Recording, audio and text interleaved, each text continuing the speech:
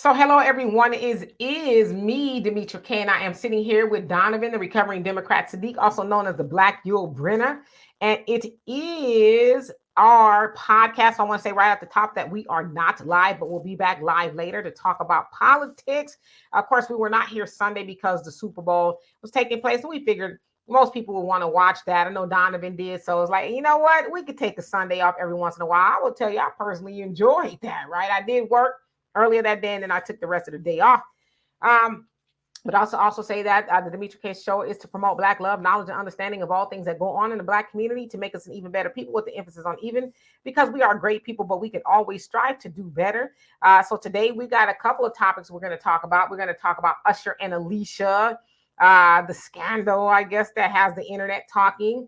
And we're also going to talk about inclusion within this Super Bowl, specifically that of the Black national anthem.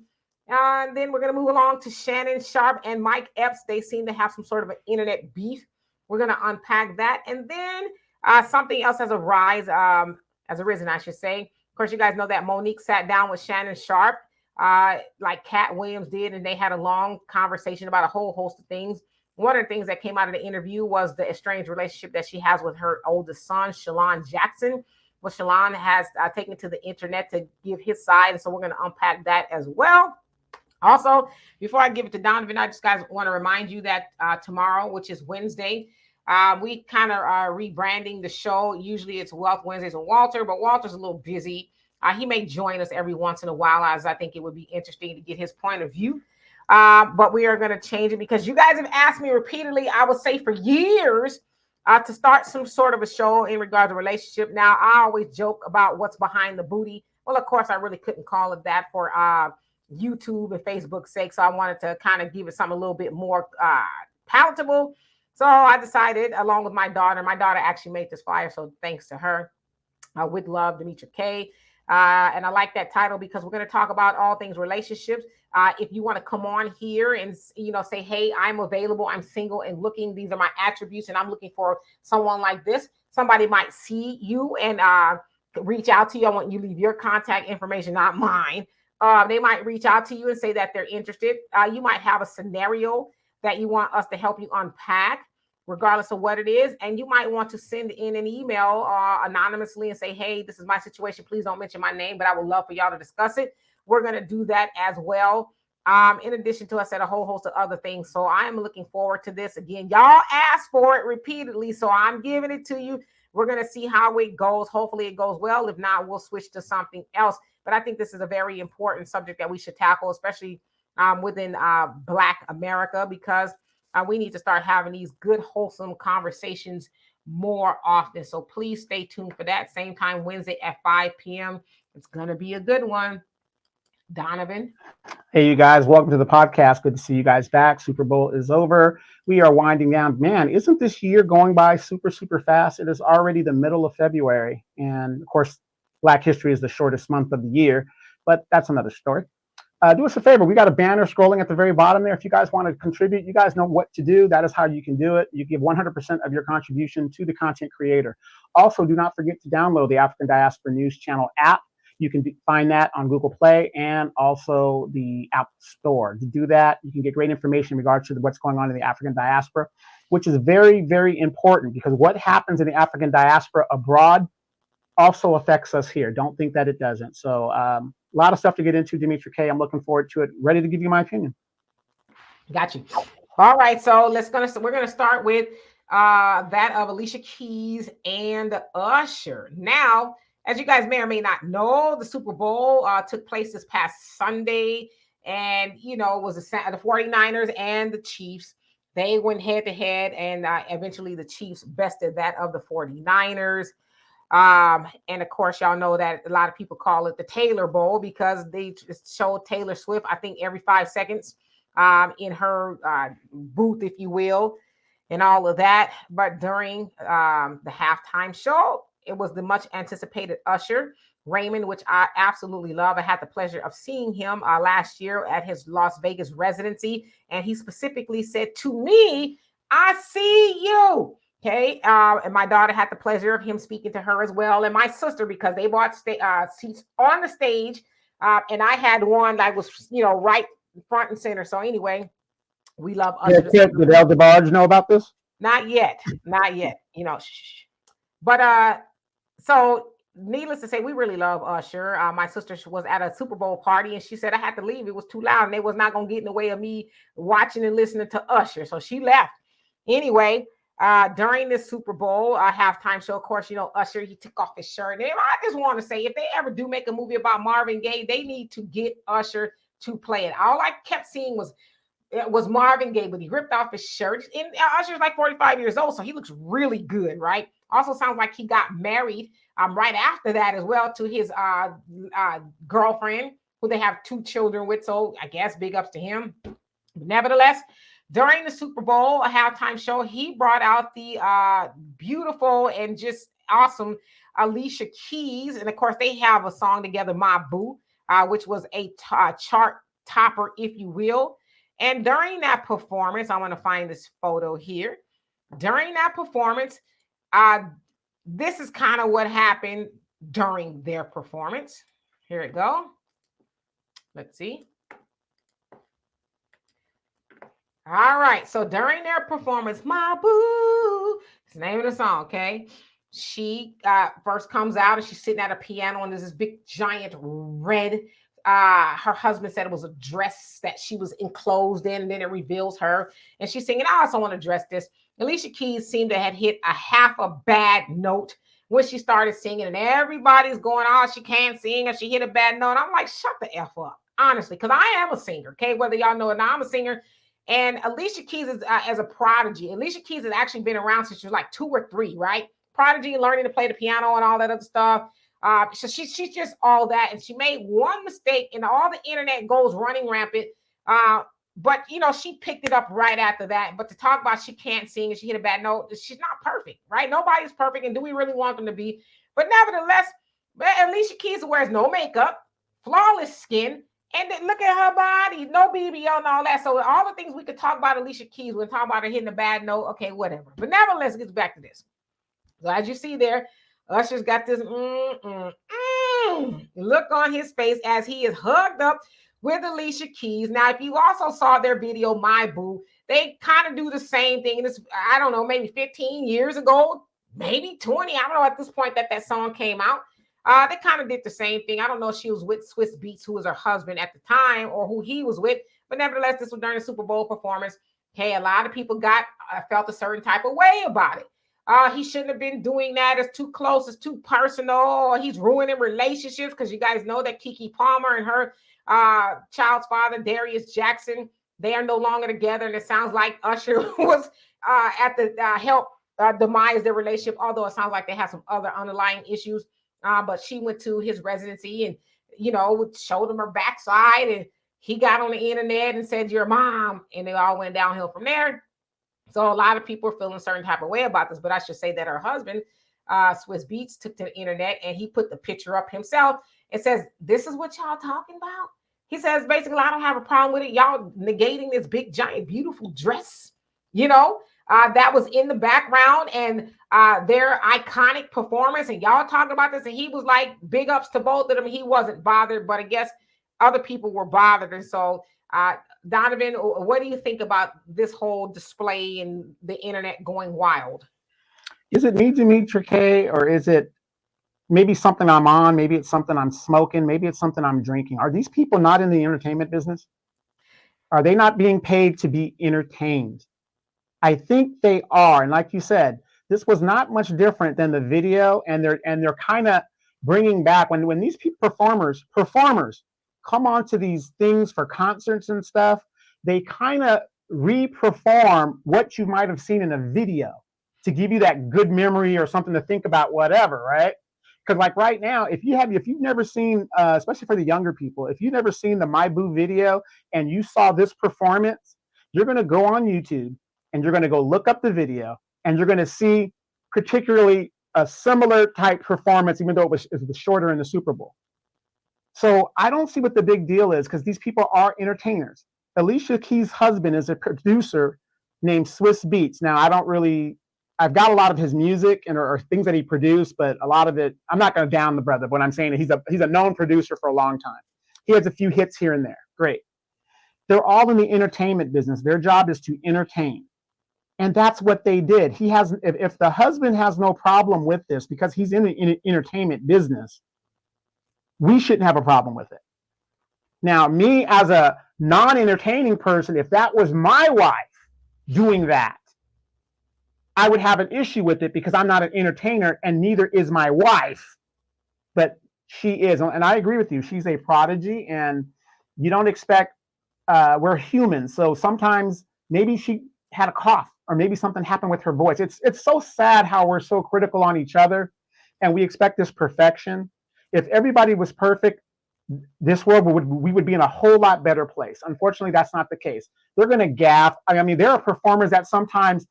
How many of you guys remember Mariah Carey when she forgot the lyrics of a song during New Year's Eve and stuff or something, and she was just whatever. The bell. She was singing Donny Hathaway's "This Christmas." She was like, "Well, oh, where the cue cards? I don't know where the cue cards is." Right. Some of them start humming. Yeah, where my choir at? Right. And this is all a part of being human beings, and unfortunately. They're entertainers. They're gaffes. It's just like playing in the Super Bowl or playing a sport. Sometimes you miss that tackling assignment. You know what I mean? And it happens. But again, me looking at it from a point of a regular guy, if that was my wife in that scenario, based on what that song is. Demetra and I were talking before the podcast actually happened. I said, "Oh yeah, he was disrespecting the man's wife." Looking at it from that aspect, that's what it would look like to me as an average person. But see, now that we're on the podcast, I'm giving Demetra a totally different take on it because they're in the entertainment industry. And I understand that. So I don't see what the big deal is. People, there's fact and there's fiction. There's reality and there's there's the stuff that's just not real. They're entertainers. They're giving you a scenario to where they're boyfriend and girlfriend and in my boo and whatever to make you feel good. And that's what they were trying to display. That's what I got out of it. Yeah, and I'm with you, Donovan. And I know you're a thespian, not a lesbian. He's a thespian that he's got a he's an actor. He just is. I've been in theater and all that. And I've taken a theater class here or there, been in a play once or twice, but I'm more of a singer, right?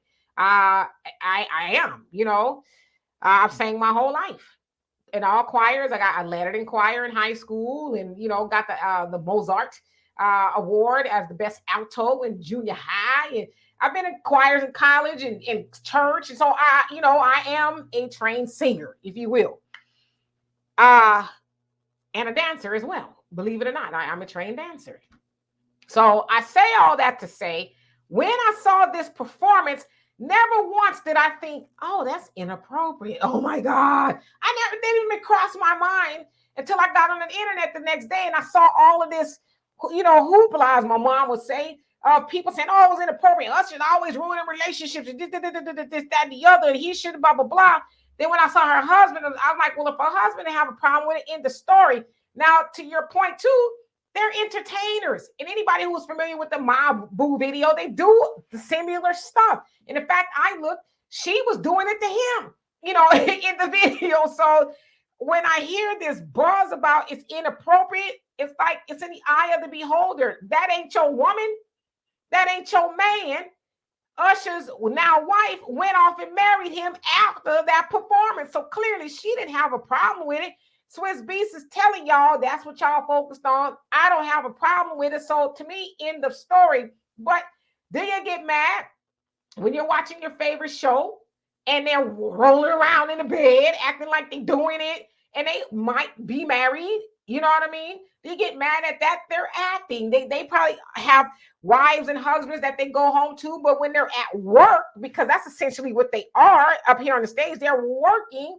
It's a different scenario. Now, if they go home after they say, okay, cut and clock out and do that, okay, yeah, you might have a beef, but they're working at that moment. And so do we apply this ideology to everything? And I know people are going to take exception. Well, Usher's always doing that. Well, if you go to his show and he does that, right? Now, there's been times where there's been women like, sucker, you ain't going to get me in trouble at home, but I dance with you or whatever. but that's part of the show. Okay. I don't think that Usher means any harm by any of that. Now, is it Usher's fault that he a bad mofo?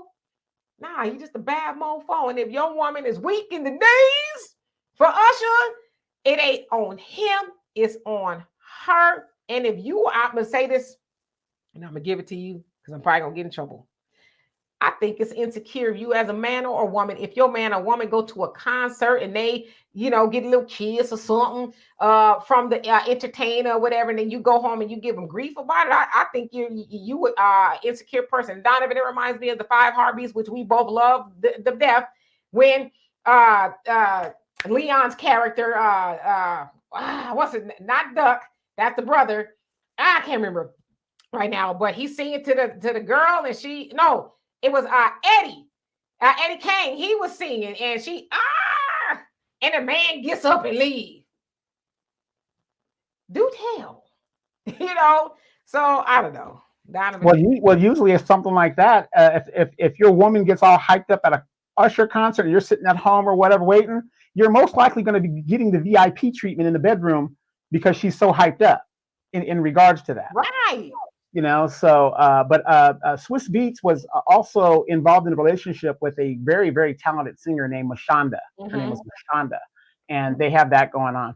But I agree with you wholeheartedly. It's just the idea of people just they can't separate the two things. Coming from theater and doing that. Like I said, it's entertainment. That's how you're supposed to look at it and see that. Hey, they're giving you a fantasy and making you think. I mean, one thing about music and theater, in music, you can go anywhere in the universe. Acting, you can go anywhere. Filmmaking, you can go anywhere. Star Wars, whatever. It's escapism. Music and movies and acting is escapism. You could be anybody, you can play anything and whatever. And I'm going to tell you this, as a thespian, when people get upset at the way you performed in a theater or in an acting scenario, just like Danny Glover is hated, just like Lawrence Fishburne is hated, you know what I mean? Because of their portrayal of Mr. and Ike Turner and stuff like that, you've done a good job. You've done a good job. I have to applaud you because if you got people that upset, that means you got into their mind and they actually believe something is going on that probably isn't. So big ups to Usher and the fine, and with all respect, the fine Alicia Keys. Yes, and before we get to the national anthem, I want to say too, because you mentioned Mashonda, which was his ex-wife, and there's rumors that him and Alicia cheated, were cheating, or Alicia was the other woman. And I want to say that may or may not be true, but that doesn't have anything to do with Usher and Alicia. Let's keep the main thing, because a lot of times we like to, delve off into other stuff that is not pertinent to the situation at hand.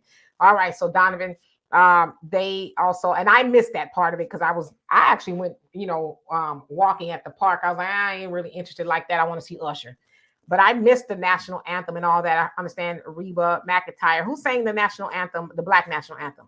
I forget. It's an artist. She's been around for a while, light skin, beautiful lady, but I don't really know who she's a younger person. I don't really know who she was. But so whoever sang it, and I'll find out and I'll tell you guys in just a second. But anyway, Black national anthem came about from the NAACP 1919. Of course, it was the juxtaposition, if you will, to the regular national anthem. So they decided to have this Black national anthem, and it's called "Lift Every Voice and Sing" is the I guess the other word for it. And of course, it has all these lyrics, and I could not even tell you other than "Lift Every Voice and Sing" and something.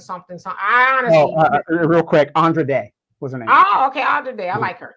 Mm-hmm. Okay, so the NFL within the last couple of years have started including the Black national anthem being sung in addition to the regular national anthem. Anybody who knows anything about the national anthem, it is bathed, if you will, in racism. The man who wrote it, there's a third stanza from what I understand, and it basically talks about the hireling or the underling, talking about slaves will never be free and wishing kind of death on us and all that other stuff.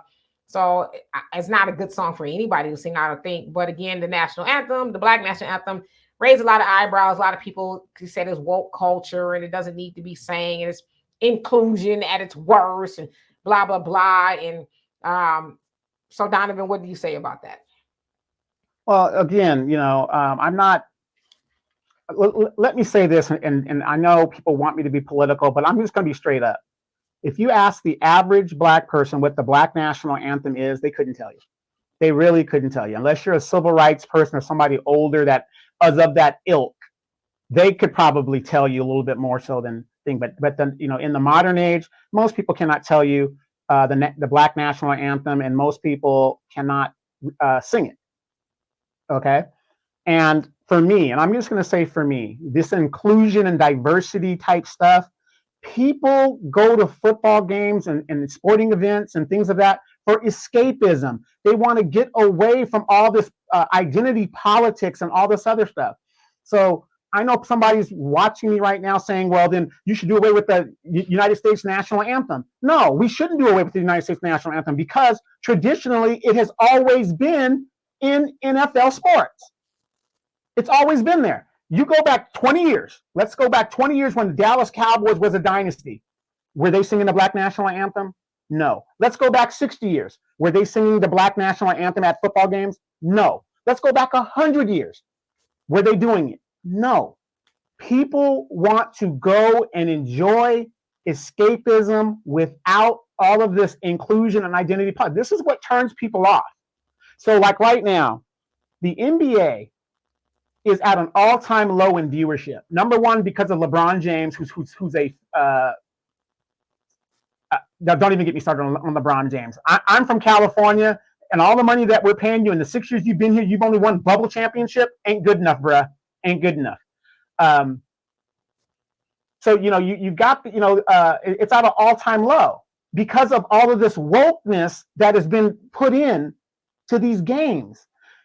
I have yet to experience or even see professional athletes fighting each other, other than football, things like that, fighting each other based on racial lines. They go there, they play a sport, they get paid X amount of dollars, whatever, to entertain people, and then they go home.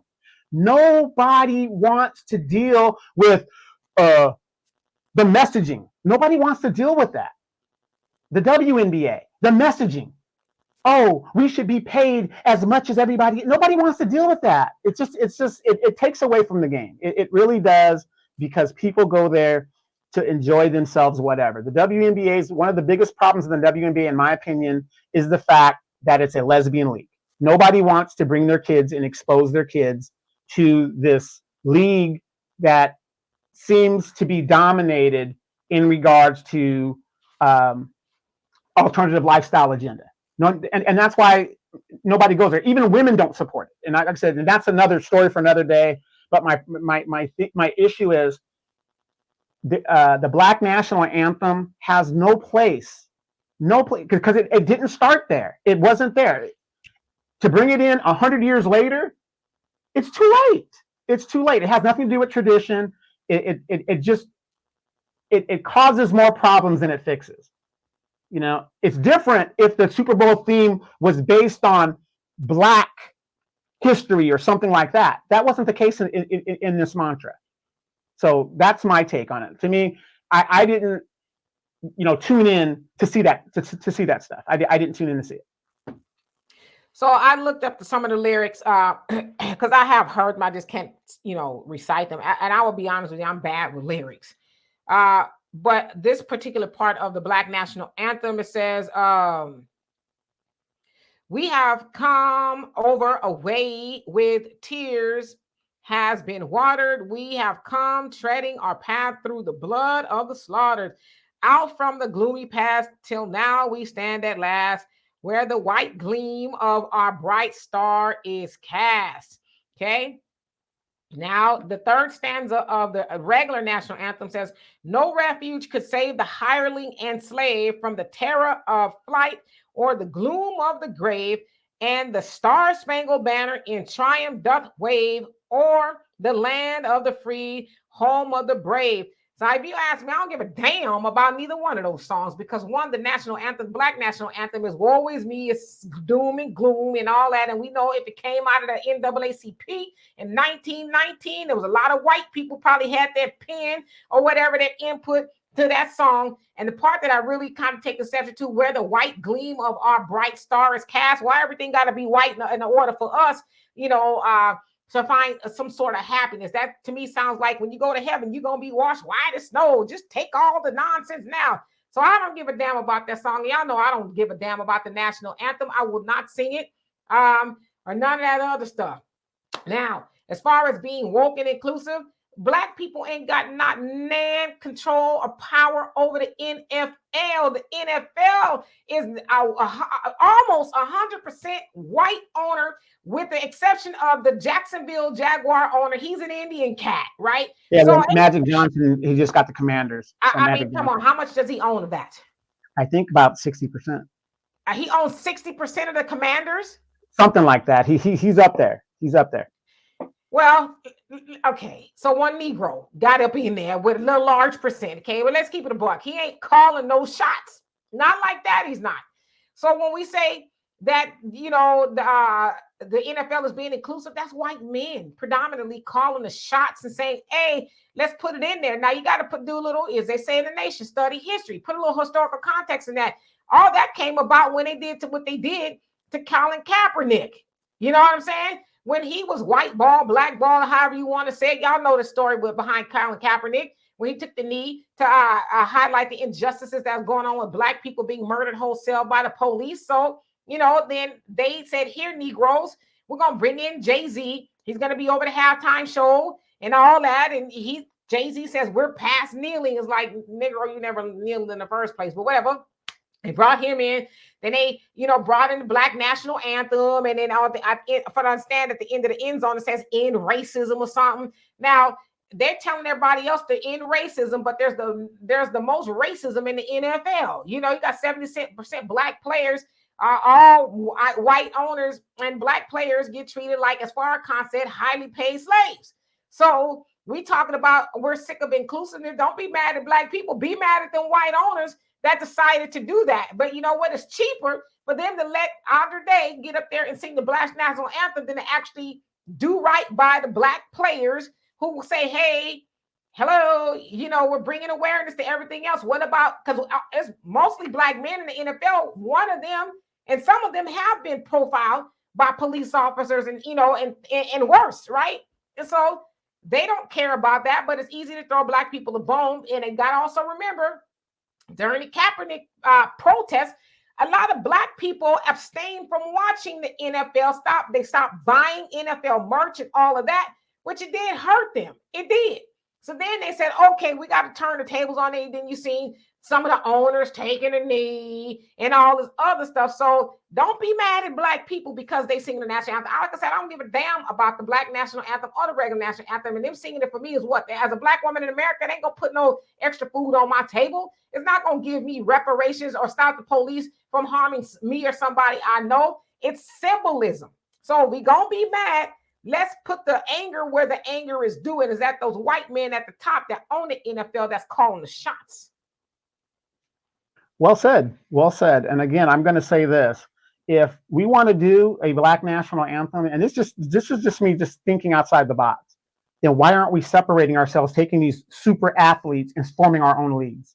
Do it over there. Form your own league and do it over there where we have our own and we can do our own national anthem. Why is it that we're going to take a black national anthem and put it under the American national anthem? Why are we going to put it on like it's almost meaningless, like it's just something that, like you said, symbolism doesn't mean anything, but we're going to let y'all go ahead and sing in our venue and whatever. It's just, to me, it's symbolism. It's just the idea of, like you said, 70% of the athletes that make most of this money for the NFL are black. But yet we can't seem to form our own league, so we can where we can actually do a national black anthem if we want to. We just won't do it, And I would say, in fairness, they did try to form a black league, but for whatever reason, it came and went. Yeah, so yeah. Nobody wants to support all of this stuff. So what I'm saying is, if your butter is if your biscuit is buttered really good under the white man's aspect, to me it's almost like, to me it's a slap in the face as you throw this symbolism out as like a joke. It's like a joke, you know.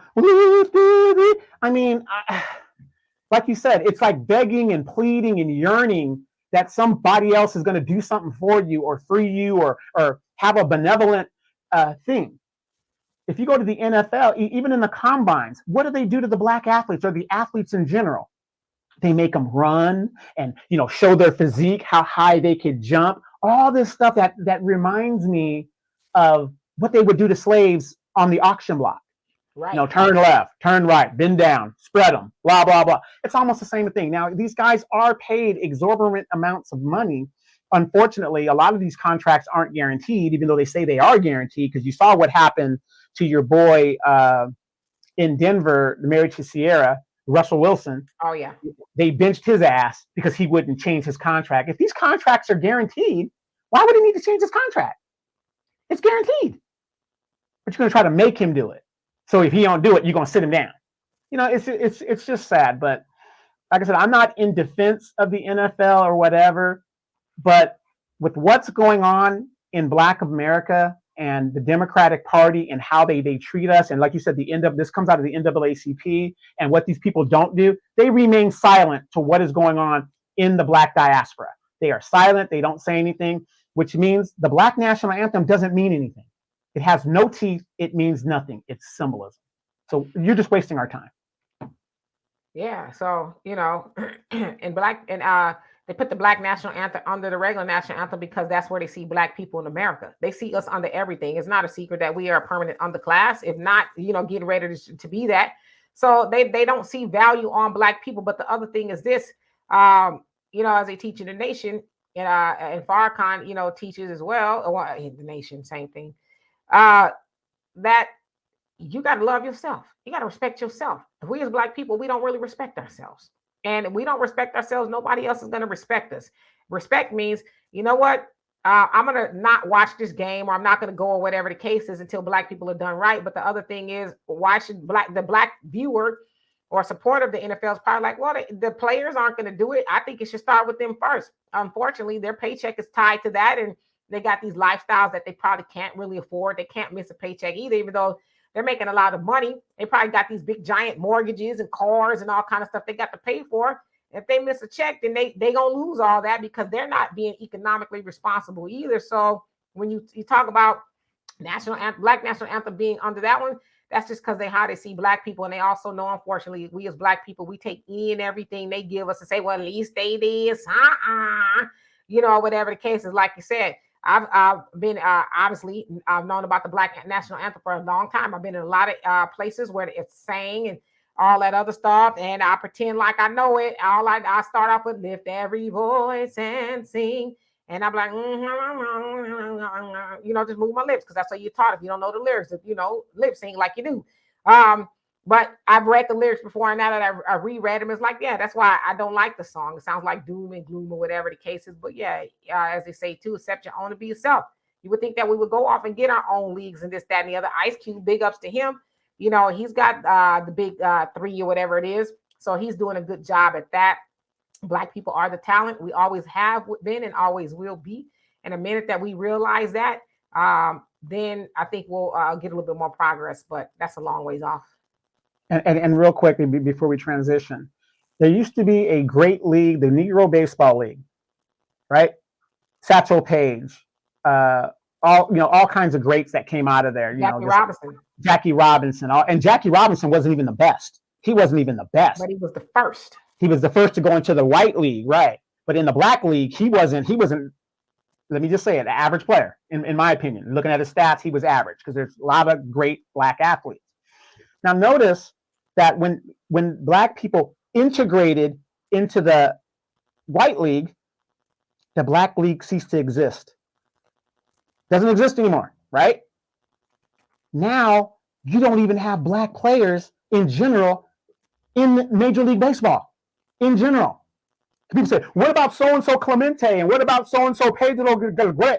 Those people, they're black in skin, but they're not black in lineage. Yeah, the Cuban.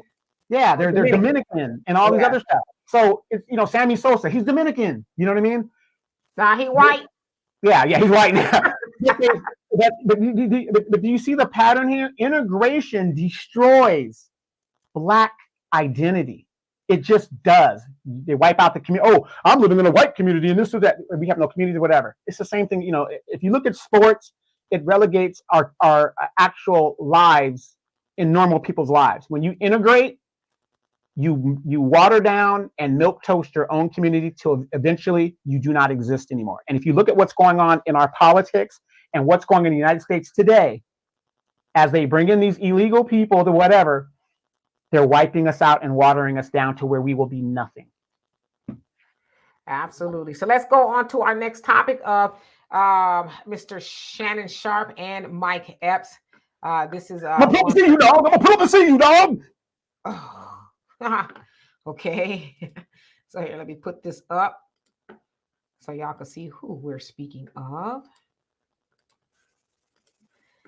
Okay, so that is Mr. Shannon Sharpe and Mike Epps. Now, of course, you guys may or may not know Shannon Sharpe, who is a very accomplished football player. He is in a Hall of Fame as well. And he sat on a show with Skip Bayless, Undisputed, for many years. Of course, it sounds like he got fired, although we were led to believe he quit. But it sounds like, in essence, he did get fired, and he went on to start his own show. What you call it? Club Shay Shay. That's the name of the club, Shay Shay.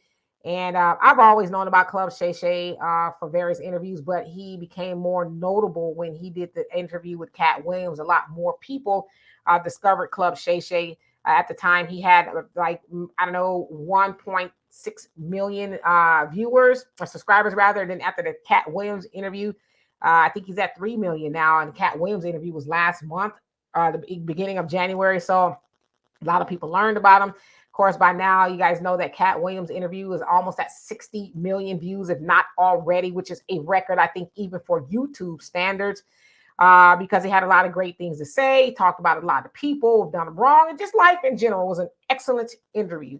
And then Monique went on there. She's another comedian, and she talked about life as well and different things, Oprah, Tyler, and all that kind of stuff.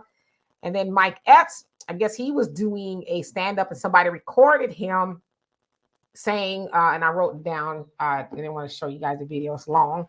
But basically, Mike Epps talked about Shannon Sharpe, and he basically called him gay, says who calls themselves Shay Shay. And me and my daughter were talking about it, and we're like, okay, Day Day, because Mike Epps played Day Day on the one, the Friday franchise with that of Ice Cube, right? He was introduced on the second Friday as Ice Cube's cousin, Day Day, but he's talking about who calls himself Shay Shay. So he alluded to him being gay. He also talked about it almost kind of sounds like he was saying that Shannon Sharpe low key was trying to assault Cat Williams, talking about I don't want to be sitting across from him and he looking at my balls and all this other stuff. This is what he was saying during the stand-up.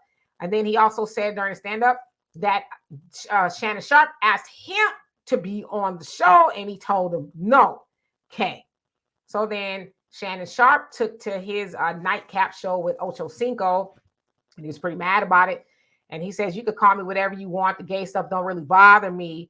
But you lying on me. He says, you're not going to lie on my name. I did not ask you to come on the show. You DM me and asked to come on the show because you wanted to, speak about something that was said. And Mike Epps said, well, basically he spoke on my name. So then Shannon Sharpe said, hey, we'll be together. I'll see him at All-Star Weekend, which is an NBA, big event. And he said then he can run up then, for lack of better words. Then Mike took to his social media and says, oh, I don't do no fighting, basically, talking about I carry that thing, and made some more unsavory jokes about Shannon and Ocho Cinco, because Ocho Cinco was more or less like, yeah, I run up with letting me know where I got to be, it's going to be on and cracking. And so then later on, Shannon Sharpe took to his Twitter and said the following: Unc and the real Mike Epps have decided to have a man-to-man conversation in Indiana at NBA All-Star Weekend to discuss our differences. We both realize the situation should have been handled differently. I apologize to family, friends, loved ones, and my fans. Hashtag Club Shay Shay. Okay, so it sounds like they were squashing. He's sorry and all of that.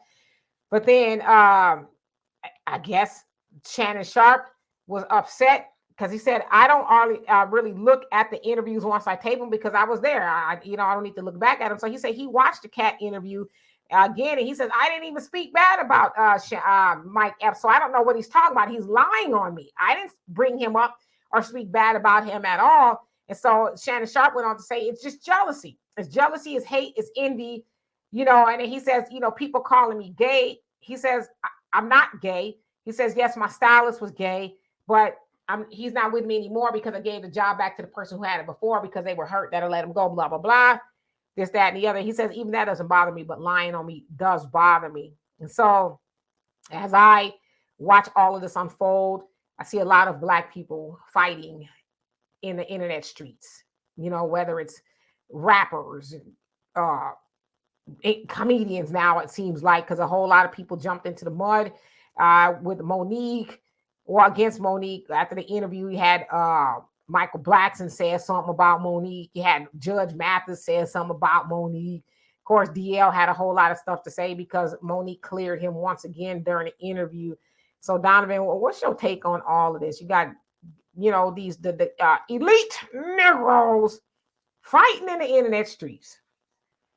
Again, I mean, to me, if you've been paying attention to this, it's obviously jealousy. I mean, it's jealousy for the mere fact that, okay, number one, I'm not a Mike Epps fan. I never thought the man was funny. I just couldn't see what everybody thought was funny about this man. Friday, there never should have been made sequels. You always leave with the one.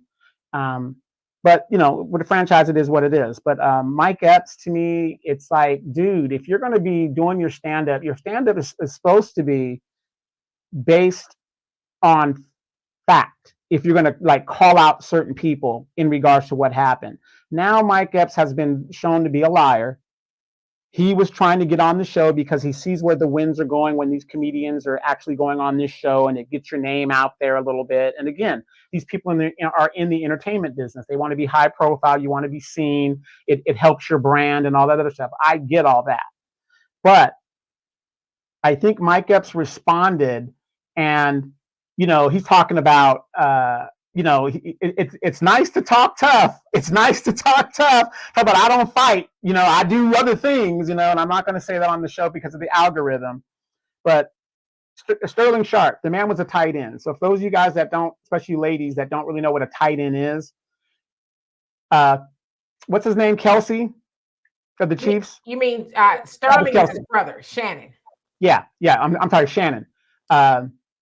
Travis Kelce is a tight end. That's what Shannon was. These are big dudes, okay? Big, husky dudes. And Shannon has a great record. I think he's like number 3 in receiving behind Jerry Rice or something like that. Real good. But better than him was his brother Sterling, who played for the Green Bay Packers, and his career was cut short due to a neck injury. So obviously these are some big bucks that come out of this family situation. Now, some Mike big country bucks. Exactly. Now, Mike Epps, I would say, is about my size. Okay. Average guy. He's not, maybe, Mike Epps might be 6'2", maybe at the most, whatever. 189, maybe, 90 pounds, whatever. Sterling Sharpe, all muscle. Okay. It's just one of those things. So, here you are. Now you're going to try to spin it like it's no big deal that I lied on you. But, to some people, when you do things like that, that hurts his brand because you're making it seem like Shannon, is this way, and then people are going to perceive it a certain way, whatever. And I know, he's a comedian, but there's certain things that, you should be factual about because it hurts that other brother. You know what I mean? That other person's brand. The gay thing and whatever. It's nice to sit up there when you got your bodyguards and you're on stage and you're talking all that ish. when you got all that support, but just like Shannon said, hey, I'm gonna see you in the town. I'm gonna pull up and and we can talk about it. However it's gonna be. But again, it's just one of these things to where, and I've always said this, and I actually believe it. There is enough money out there for everybody to get a piece of the pie. Everybody can get it. You can do certain things without having to bring this guy down. I mean, what did he do to you? What did he do to you? But had successful interview with a few comedians. It's outright jealousy, and this is what we do to each other all the time. Like right now in the comments, right now, somebody is saying something negative and derogatory toward me or your show, Demetra, right now, because they can't do what you do. And that's just something that we were taught, goes back all the way back to our slave days and all that other good stuff. And it's something that's ingrained in our culture. And to me, will always be ingrained in our culture until these old heads pass away. And I should also say that Shannon said that so him and Mike Epps had a back and forth, on the DM after they had agreed to meet. And Mike said to him, hey, let's go with it. Let's just play on it, go with it, And then Shannon said to him, well, that's good for you, but how does that help me? That like you said, that tarnishes my name and my reputation. So no, I don't want to just go with it, and have everybody think we fighting and all that. He's like, nah. So to me, that's just kind of, it's effed up, because it's like, first of all, you lied on me, and you stood 10 toes down. And another thing is, that Mike not think that somebody was going to record it. It was going to get out, because it was at a show, at a stage.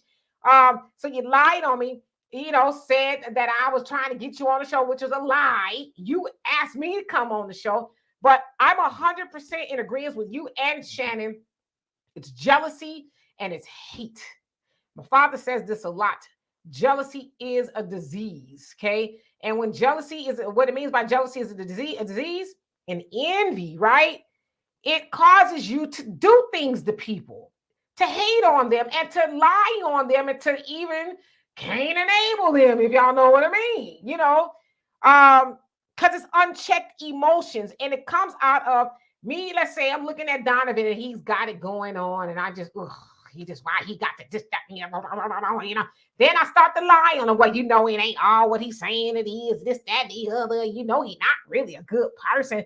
And to your point, too, we all have gifts and talents that we are given at birth. Okay, Jeremiah 2:11.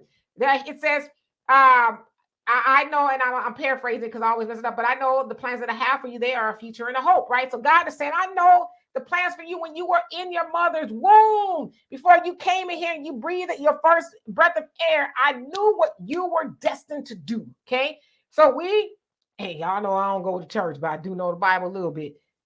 So we all have gifts and talents that we're given. Unfortunately, there's a whole lot of us, okay, that are cool with being average. And now let me preface this, because there's nothing wrong with being average. But don't you dare sit your average behind down and not get after the life that God has given you to get after, and hate on somebody else who decided they did not want to be average. That's where the jealousy comes from. Instead of you sitting up hating on somebody that's got a good thing going on, they the hottest and the latest and the greatest, get up off your ass and go pursue what you're given to do. Because as I said, we're all given gifts and talents, but the gift and talent that a lot of these average haters like to use is the gift of hating, the gift of jealousy. And so now we know how it is, especially in our community. They call it the crabs in the bucket. Shannon has got the ball now, no pun intended, right? He's got the ball and he's running with it, and he's got all this fame, and his audience is, why it looked like I'm riding a horse, huh? His audience is widening up. He's got women, and everybody now is looking at Shannon because he's got these knockout interviews. And then you got somebody like Mike Epps, and I've seen Mike Epps live, and I think he's really funny. He's just like, he's off the dome funny. That's why I like him. But then you got somebody like Mike and a couple other people who was talking bad about Shannon. He said that he also looked like Medea. All you got to do is put a wig on him. And he called him Big Frida. Just like the whole little gay tropes and stuff like that. Like, man, just say you jealous and keep on rocking with it. Or, and Mike is doing some good things. He bought a whole bunch of homes in Indiana because that's where he's from. Bought a whole bunch of homes, and he's helping Black people. So it's like, you're doing great things. But what? As I also have learned, There's never enough of more. So instead of Mike focusing on what he's got going on, he wants to get into Shannon's arena and hate instead of saying, hey, brother, invite me on the show. I got a lot of stuff to say instead of, lying on him and all this other stuff. But that's kind of, I don't use the word ubiquitous, but it's heavily in our community. We do have the crabs in the bucket mentality. Like you said, Donovan, I hope nobody is doing that in the comment section, but somebody will see you up here and see me up here. And trust me, I get all the smoke. Y'all have no idea the stuff people say to me, and I laugh about it. But they see me up here and think, oh, she must be doing this. Listen, first of all, I'm never going to dumb myself down or lower myself because you got self-hate. I don't hate myself. I'm going to be the baddest mofo everywhere I go in my mind, okay? But instead of you working on yourself and saying, hey, let me get a show, let me do what I got to do and say what I got to say, yeah, it's easier to tear people down. But it's at the end of it, it's jealousy and hate, and there's no other way around it. And I would say to Shannon, keep doing what you're doing. Because the higher you go, and I say this, and this, forgive me, because from a woman's point of view, behind every successful woman is a pack of hating hoes. It just is. It's a pack of hating hoes that she ain't this and this. It's like, sis, do your thing. Don't worry about what I'm doing. Do your thing and everything will be all right. You know the funny thing about all this, though? You have people who spend 6 to 8 years, no, maybe 6 years in college, getting their journalism degree, becoming professional journalists. And yet, nobody's doing any real journalism. Nobody's doing any real answers and questions. Because I was looking at Shannon Sharpe, who's an athlete by birth. That was his greatness and his call. Big old buck. Perfect for football. And I was looking at his interviews, and I said, here's a man who is not formally trained in journalism. And yet he is getting these interviews that are getting all of these views and all this other stuff. Now, back to Roly Poly Martin. Here's a man who was trained in, news or whatever he does, whatever. I ran eight publications all into the ground, blah, blah, blah, right? Here's a guy that does all that, and yet he doesn't get to the meat and potatoes of questions and issues within our community. But here's a football player, a tight end, who is going and getting these thought-provoking interviews that can apply to anybody and what's going on behind the scenes. Because like I said, Black people are easily entertained, so we like to know what's going on with these entertainers. And he's getting them. And I just look at that and I said, if I was in a journalist major, I would be pissed off at this point in my career where an athlete can come in, all these podcasts, people that aren't formally trained are coming in and getting all this information. And here I am going with the government spin that I'm given and said, well, if you want to make it, you got to speak like this. You got to do it like this. You got to do it like that. I'm glad. And if Shannon Sharpe is watching this, and you got your Lisa Cabreras out there, you've got all of these people and the new Black media, Brother Phil Scott, everybody that's out there, everybody's out there. Thank God that you guys are out there, and you yourself, Demetra, Kaye, that you guys are out there and giving people a different perspective and something to think about in regards to everyday people. Because like I said, sometimes I look at your show and I look at their show and I say, here's a person that is average. Well, you guys aren't average, but somebody that I can relate to that isn't, I'm a millionaire and, I'm reclaiming my time and y'all go home even though y'all homeless and we'll get back to you. But these people that are out of touch and, and I look at that and I put myself in you guys' shoes and I say, I could do that. That's a question I would ask. That's something I would want to know. Oh, now we're getting the real story from the person's mouth. Rather than, well, my publicist just said that, we thank everybody for coming out and all the little misconstrues and, all these big words. No, just make it plain, brothers and sisters. And so I kind of look at that and I say, thank you guys for breaking the journalism wall and that we ain't getting all this BS that we've been getting for the last 60, 70 years. Yeah. And a lot of it is yellow journalism. Yellow journalism is built on sensationalism, the gotcha, and the lies, spinning things and make it seem true when it's not. And you have a lot of that. You're right. There's a lot of people, and I have some journalism training as well as I would have to. I have a communication degree, a BA, and I have a public relations master's in public relations. So there is some a lot of actually training with journalism. So there's ways to go about it, but I'm not mad at anybody else who's gotten on microphone and they've learned how to interview and things like that. See, the problem with the journalists, the trained journalists, and the people who podcast now, as I see it, as the Amazon borders dichotomy. Amazon started off as a book company. Jeff Bezos was selling books out of his garage. They were used books, right? And I guess some of them new. And then he turned his bookstore essentially into a conglomerate as we know it today, right? You can buy anything. I get probably pretty soon people, I don't know, off of Amazon. But the bookstore's Borders, that's why I bring it up. Borders was a bookstore, it's a lucrative bookstore, it's a big bookstore. You go in, there's a brick and mortar store, right? Where you actually go into the store. You can't actually go into Amazon like that. And so instead of them revolutionizing or reinventing themselves, because what did Borders in was the Kindle, where you can order your books on a little machine, like an iPad type of thing. You can read any book you want. It was an ebook. Borders did not acclimate to that. They was like, well, we're just going to keep doing it because people are going to want to read books. And I'm a book person. I like the physical book in my hand. But a lot of other people said, yeah, we don't want to do that. So I brought that example up. And as you know, there's no Borders now. There's some Barnes and Nobles where Borders is gone and all the other bookstores. So I bring that up in comparison to that of the journalists and the podcasters is because the journalists have to learn how to create that same sensationalism without the yellow journalism, right? A lot of journalists are, today we're going to talk about what happened overseas.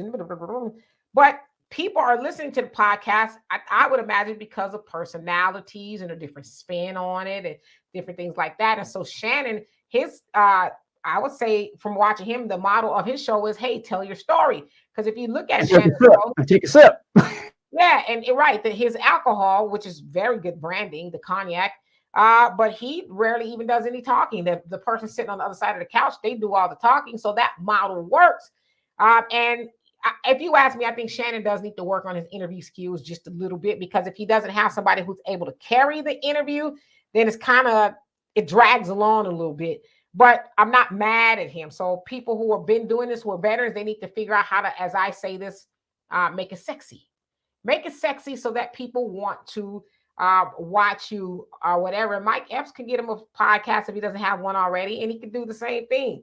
You don't have to try to drag this brother down. I think it's stupid, and I think it gives Mike Epps a black eye, unfortunately, because now it's like, we saw you as a comedian, and now you just out here hating and then, being homophobic, because that's homophobic to throw the gay trope on somebody who has not told you that they are that.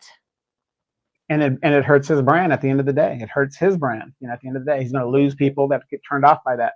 But real quick, and I want to say this to your listeners, a lot of your new listeners as well.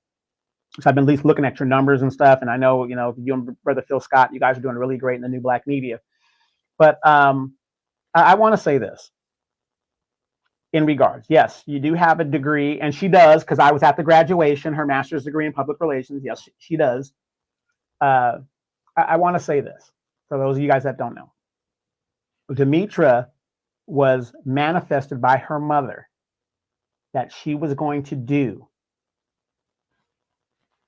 what did your mom say in general? It was kind of like, I'm gonna find it. I'm gonna play it for you. I rarely play it. Right.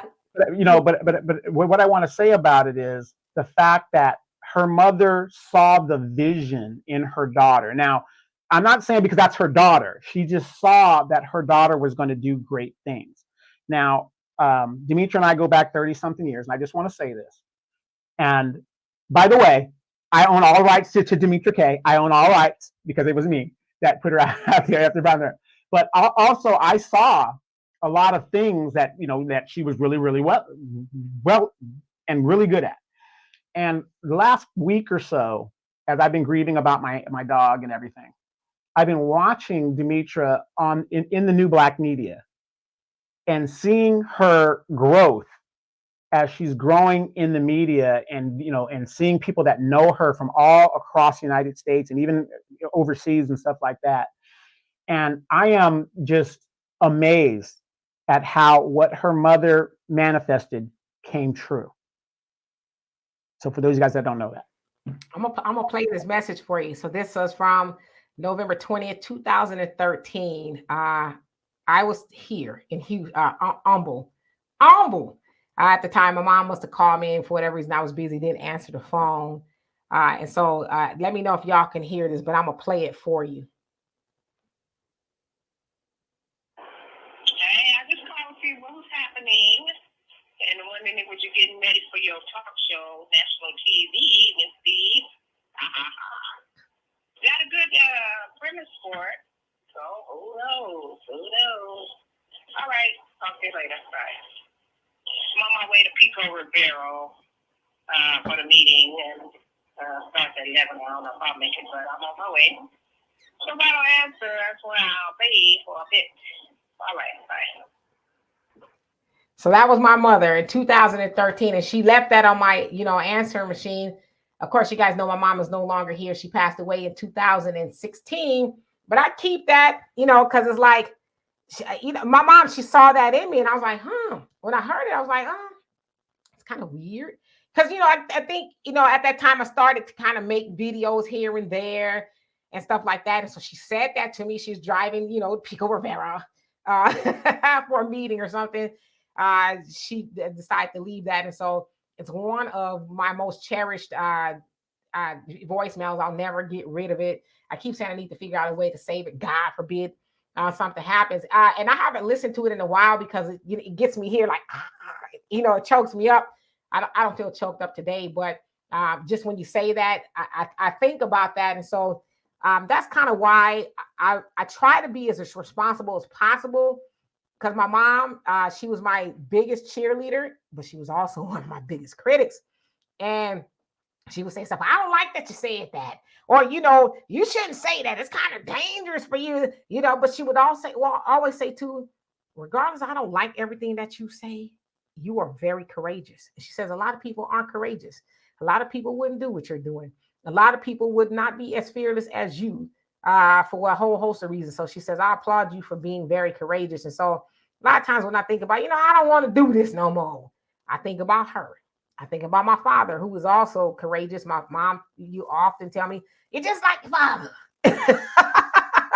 And if you ever met my father, you would say, yeah, she's a lot like her father. So that's why I say, too, a lot of us were born with gifts. Some of them we don't realize until we're older.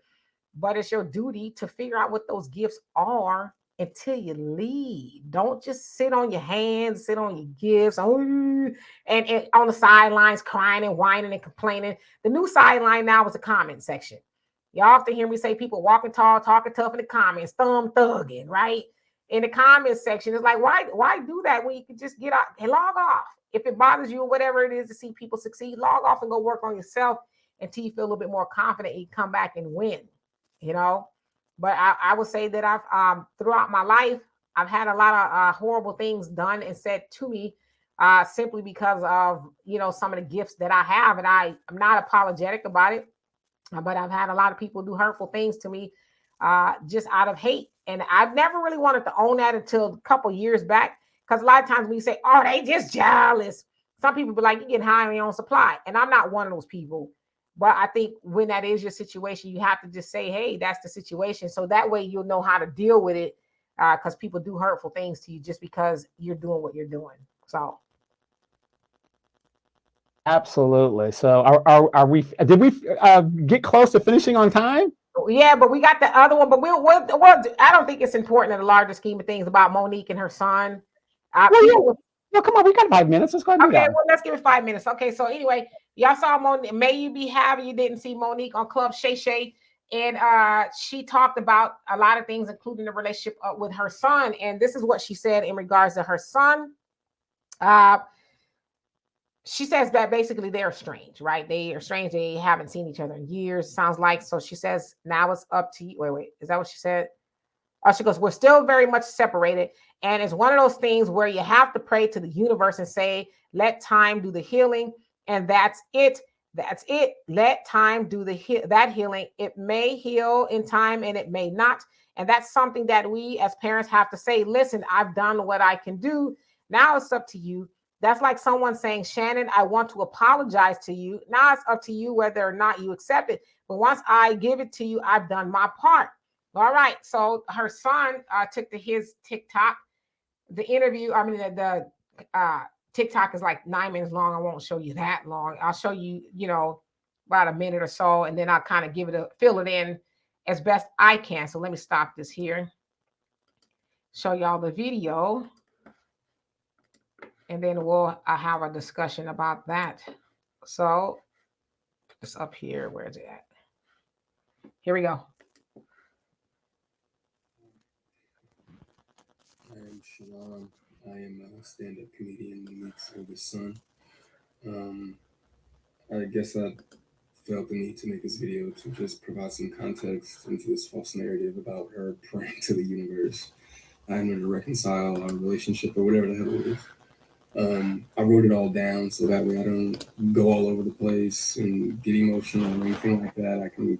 So I'm going to talk like I'm reading the script, but it's just going to help me kind of stay together. But to address the Club Shay interview that she did, where she states that she prays to the universe in regards to reconciling our relationship, as I stated, is odd. My mother and I both know that is a very false narrative, and I would like to free her of having to continue telling that lie. Faith without work is dead, and neither one of us cares to put forth any effort to reconcile with the other. We are separate, as she put it, because she doesn't care to be my mother any more than I care to be her son. Neither one of us has had the desire to reach out to the other in a very long time, and I don't think that either of us anticipates that feeling ever returning. Speaking with my mother directly, in my experience, will either lead to some odd newfound moment of clarity in regards to how she was as my mother, or she retreats back to daddy to move forward with a conversation. And I'm tired of hearing my mother's truths. Newsflash, I'm not sure if people know, but standing in your truth doesn't make you noble. I'm not sure if people are aware of that. But responding. So that's her son. I just want you guys to get a gander at him again in a minute. The video is like almost 10 minutes long. And so I'll fill in the blanks. So he went on to say stuff like, when her daddy had, and her daddy is her husband, Sydney, okay? Because y'all know she calls him daddy. When her daddy had intentionally stated that they have 3 sons, but his wife is on the internet talking about the 4th son, which I guess is him, in a video that has millions of views, that rubbed me the wrong way. Every time my mother would state that she was right here whenever I was ready, that ideology still blows my mind today, that a person could admit being uninterested and I put my best foot forward type of parent, and so self-centered that they express to the kid that you have to come to me for us to make this right. I'm not sure whether my mom could possibly think that she has shown me in the past or have for me now that not money that would make me want to come to her or whatever those things are supposed to be. And then he went on to say, I couldn't imagine what it's like to be her, though, to ask God for what you want and he gives you what you need, though, only for you to ignore it and have the audacity to ask God for something else. So y'all heard him, for lack of a better word, said that. And she said that I've tried to reach out to him. And she's, I guess, waiting for him to receive that apology. And he says he's not interested. Doesn't sound like she's interested.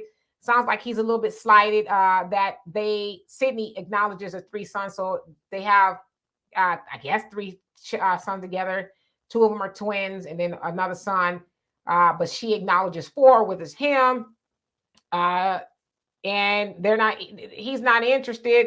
Sounds like he's admitted that, yes, she's tried to reach out to me. And I took exception to what he said here. It says, in quotes, I put my best forward type of parent and self-centered that they express to the kid that you have to come to me for us to make this right.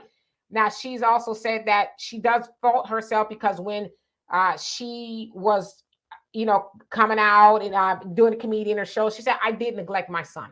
I did. She says that I neglected him, put my career first. And so we had a schism, and I, tried to make it right with him. But I said it and forget it, and now it's on him. Sounds like he doesn't like that it's on him now. So Donovan, what say you? And Well, also, it sounds like he's in his 30s as well. right. Well, I kind of have a similar situation with my oldest son in regards to that. Now, number one, I want everybody to remember, we as children cannot be in judgment of our parents. We cannot be in judgment of our parents. The 10 Commandments, if you believe in that stuff, says honor thy father and thy mother. Not when they give you toys and the new Jordans and the new haircuts and all the good stuff like that. Isn't that funny? You honor your parents. Now, I myself am in a similar situation where myself and my oldest son, we're estranged. Okay. However, the proper order of things is this. The parent, if they are in the wrong, should be big enough and old enough to know when they're in the wrong and right that wrong. However, if that child is an adult age, and I'm seeing this a lot in the modern time, where the children think the world revolves around them and they're the only ones that matter in a relationship. And the relationship goes both ways. Now, in Monique's case, I got to side with Monique, because I'm kind of the same way. I am not going to apologize for the fact that I had to go out there and do what I had to do to be away from my child to provide.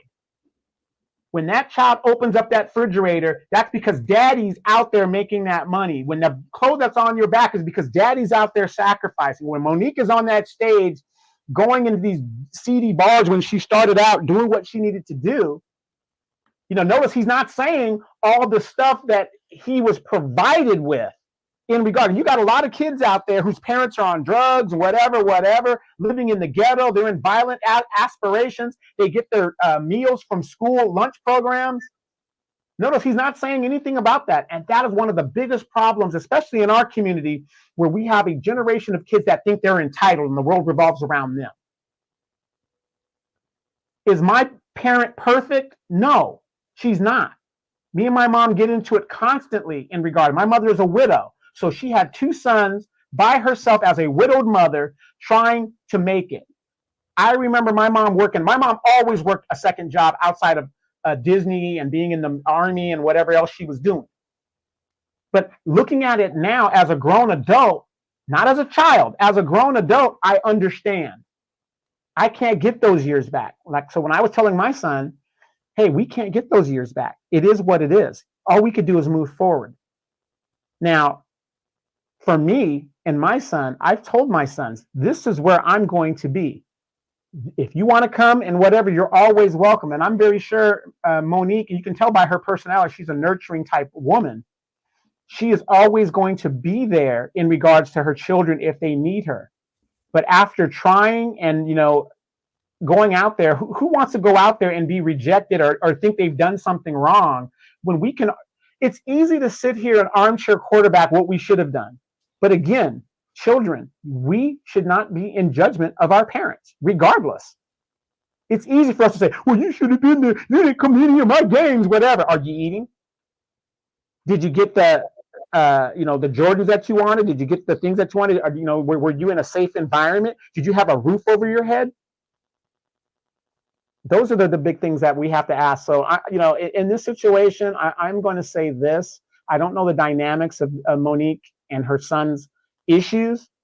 But the fact of the matter is, I believe that the children in this scenario, in any scenario, is wrong to have to put judgment on your parent, because you have no idea what those parents had to do to provide for you.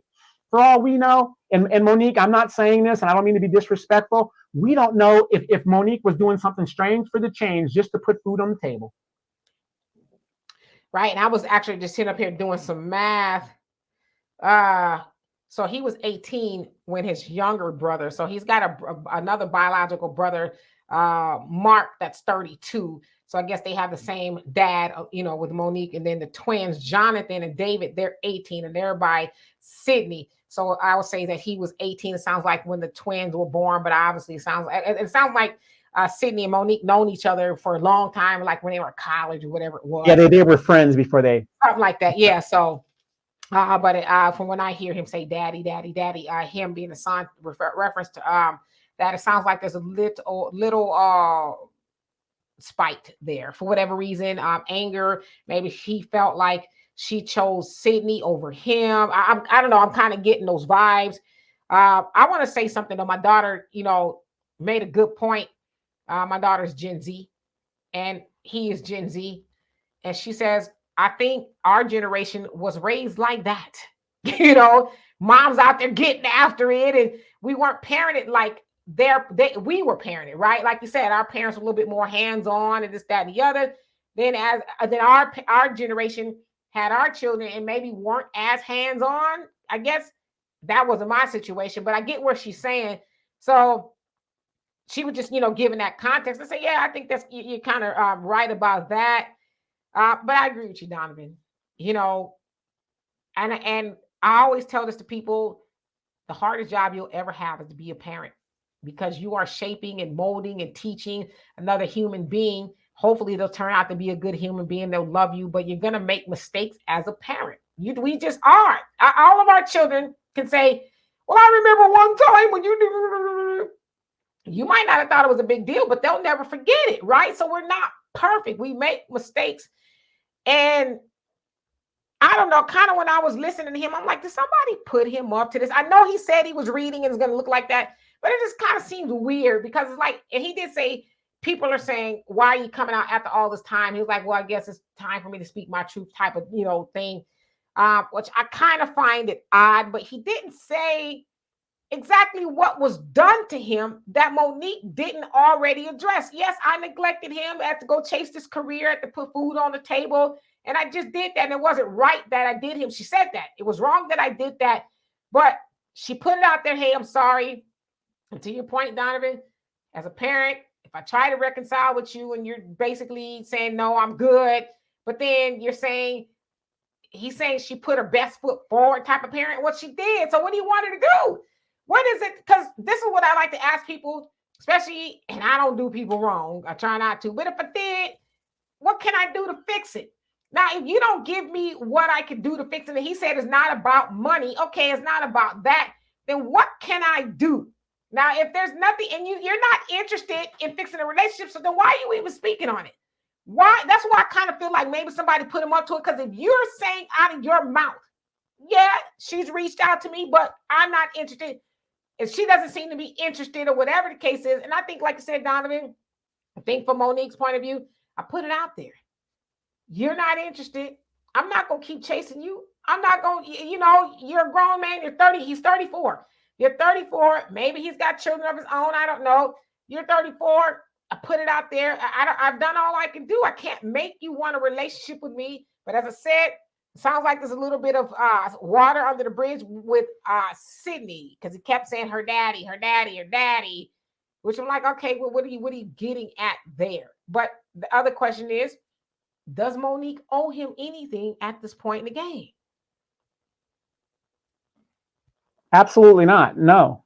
He is a grown man now. He has to make, his decisions based on how he was raised. And you know me, Demetra, I will not apologize for being the parent that I am. I was the best parent that I thought I could be at the time. Now, my oldest son is 32. He'll be 32 this year. 32. You're a grown man. Regardless of what you were told, you have all of the facts now. All of it. You've heard my side of the story. You've heard your mother's side of the story. Now, I could sit here and badmouth his mom, which, trust me, I would love to do that, but I'm not going to do that. Right? But I'm not going to do that. You've got all the information. Based on all the information that you have, son, how you move forward from that point, it's all on you now. It's not on your mom. It's not on me. I'm going to go on with my life. All I can tell you is I am right here where I told you I'm going to be if you need me. But I'm not going to chase after you. You're a grown-ass man at this point. At this point, you're a grown-ass man. So, no, I'm with Monique. There's nothing else you can do at this point. But when the time does come, this boy might be 60 years old, and he wants to reconcile. Even my son, 60-something years old. If I'm still around, hey, prodigal son, welcome. Welcome. but I'm not going to apologize for being a parent. And then as these kids will realize when they become parents, if they become parents, it's not an easy job. No, it's on the job training. And, I hate to hear people, unless your parent did some real heinous to you, all right, you might not want to contact them no more. But if it was, oh, when I was a kid, they said they did it. Yeah, they might be a horrible person, but is it unforgivable? Can you move on? Can you find it in your heart to forgive them? You know what I'm saying? Because I talk to people a lot and they, oh, my mom did this, my mom, my dad. I was like, man, grow up. You 100 years old and you still holding your mom and daddy feet to the fire for something they did when you was 3. Come on, move past it. Because I'm sure your children, as I said, will say, well, you remember when you did and you did. You don't want them to do that to you, but you're doing it to them. And I think too, because I'm one of those people who firmly believe, I think everybody could benefit from therapy. But we all know somebody, a couple of people who have spent years and years and years and years in therapy. And it goes like this. So how are you feeling today? Or what brings you here today? Oh, just not feeling. And they'll talk about the same stuff they was talking about in 1992. And the therapist is like, I'm going to take their money. Okay, well, what do you think you could do differently? I just don't know. Okay, time's up. See you again. Some people will get the information and they won't do nothing with it because they're sitting in the victimhood. Ooh, back in the day. Because victimhood makes some people feel good. Let's just keep it real. It's like a drug, right? So they never want to be healed. They never want to move on. They get some attention from telling everybody, oh, my mama used to say this about me and my mama wasn't. Because I'm going to tell you right now, me and my mom didn't always have a great relationship. We didn't. But I'm not going to never get on this thing and badmouth my mama. You know what it would? I would rather cut my tongue out before I do that. And I see that young man get up there. You ain't said nothing in all these years, but now your mama's trending or whatever. That's why I think somebody put her up to it. I put him up to it. Now that all these years, you got so much to say. Nobody would never know how you were, what you were doing. It sounds like he's a comedian as well, from what I understand. But you get up here and well, my mama did it. Man, shut your ass up. You know what I'm saying? The lady said she was sorry. She's not, but because my dad always says you can't undo yesterday. And when I hear people lament like that, it's almost like you want to jump your ass in a time machine and go back in time. You can't undo yesterday, but we can start over today and create tomorrows, better tomorrows. We can do that. He don't want to do that. It gives him some sense of sadistic pleasure to hold his mom's feet to the fire. And she's just like you said, I'm right here. When you have a change of heart, I'll be right here. Yeah, and the funny thing, I know we're going over a little bit, but I think this is important. I think this is very important. You've got some children that learned how to manipulate their parents' heartstrings. And the funny thing is, like in my situation with my sons, because I'm consistent in my demeanor and what I mean and what I say what I mean and I mean what I say, they don't know how to react. They're like, well, Dad, you can say all the stuff you want to say about me. You can say everything you want to say about me. It doesn't mean it's true. You can say what you want to do. My stance is still the same. And so I applaud Monique because you've got some people that will use, knowing they, like a shark, they smell blood in the water and they go, okay, well now, I know this hurts my mom. So I'm going to keep jabbing her. Golly, if you're like me, you ain't going to keep jabbing me a bunch of times and I'm just going to sit there and take it. It's just not going to happen. And so sometimes you have to put your parameters up and say, look, that's it. This is where I'm going to be. Now, how you react as a 34-year-old man, you're still thinking about when you were 8 years old. That's just remarkable. But I know some people, they let their children manipulate them like that. Oh, you did this, and guilt them and all this other stuff. Sometimes you got to stay firm, parents. If you're a parent out there, I'm just going to say this: mean what you say, and say what you mean, and stand on it like a rock, because then they won't respect you. Ever since I've done the way that I am, I sit here and I think about my son. Well, I wonder what he's doing. I wonder if he has kids. I wonder if this. I wonder if that. Right?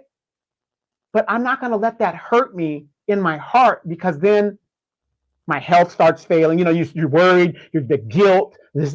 What am I got to be guilty of? guilty of being a parent, guilty of being whatever. So yeah, sometimes you got to make a stand for yourself so that you could move on in life. But I've seen so many parents, especially in our age group, that are just miserable in life because they think that they're failed parents. When the fact of the matter is that child has been manipulated. Now that child is now, like you said, they're grown people and they're still manipulating and using, oh, what happened to me? Unless it was horrific. Most of my friends that are in that situation, their kids were spoiled out the yin yang. Air Jordans, this, that, and everything they wanted, and they're still blaming their parents. And that's what I said. He didn't say she did anything specific. Like one day when I was going to the kitchen, she tripped me and ate the last donut, or nothing like that. You know what I mean? So it's like, we all have been in a place where our feelings, we felt like a certain way. Maybe it was, maybe it wasn't, but the feelings is like, get over it. But one thing I would not do, because I don't have my mama here, I would not go through life with my mama here on this planet, breathing the same oxygen I'm breathing and not speaking to her. I'm sorry, ain't gonna happen. And, like I said, we've all had issues with our mom or whatever, but I tell people all the time, your mama's still here. You better quit acting a damn donkey and figure out how to get along with your mama, at least on a decent level, because when she ain't here no more, all that stuff gonna come back to haunt you because what she said, I'm not speaking to my mama, because it's so what?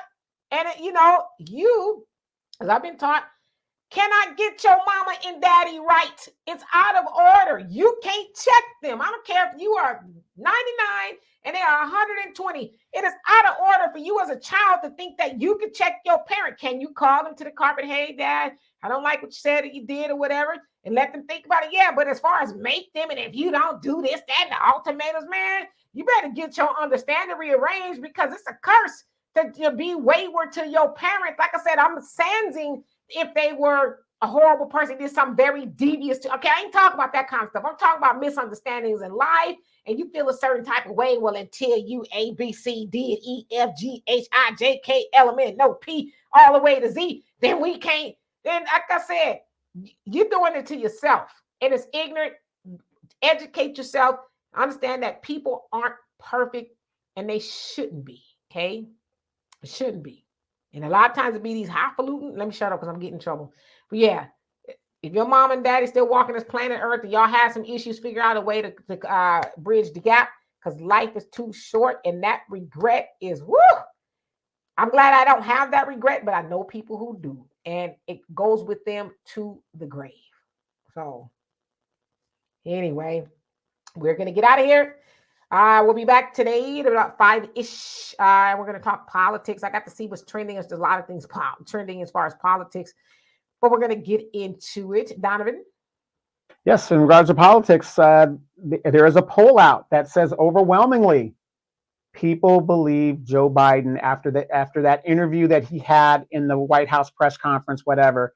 It is abundantly clear that he is too old and has demented faculties that has actually happened. And to me, that's a form of elder abuse. When you see this man, okay, and real quick, he's shuffling his feet, which is a form of dementia when they start shuffling their feet, and he can't, in a press conference that was supposed to make him look assertive, he still got world leaders wrong, and people are now seeing it. So overwhelmingly now, people are now convinced that this man is too old to be in the presidency. So the question is now, what do they do? Now, remember, Donald Trump is only 3 years younger. Yep. So anyway, we'll be back here at 5 p.m. Don't be late, or I would say about 5:10, 5:15, or whatever the case is. So don't be late. You don't want to miss this. But in the meantime, we love and appreciate every last one of y'all. Until then, peace.